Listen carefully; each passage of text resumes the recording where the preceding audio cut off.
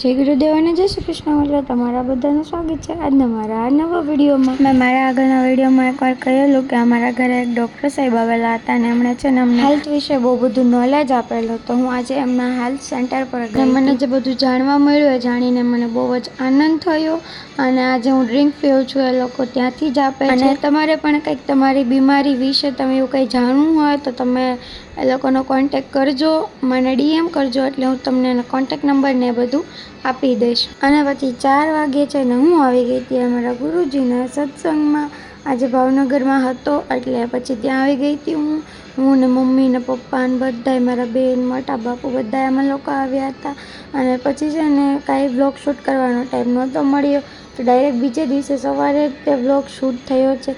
તો જો અમારા ભાણિયાભાઈ આવી ગયા છે, એને 2 દિવસનું વેકેશન પડ્યું હતું, બહુ ઝાઝું નહોતું પડ્યું એને, તો પછી જોઈ આવી ગયો તો અને અમારા દિવ્યભાઈને રમાડે છે અને અમારા વૈદિકભાઈ દાદા તો ડોલ ઉચકાવીને જાય છે અને પછી આપણે કરવાનું હતું કામ। એટલે જો આપણે માંડ્યા કામ કરવા અને પછી આપણે એને લાગી હતી ભૂખ એટલે આપણે ખાઈ લીધી કેરી।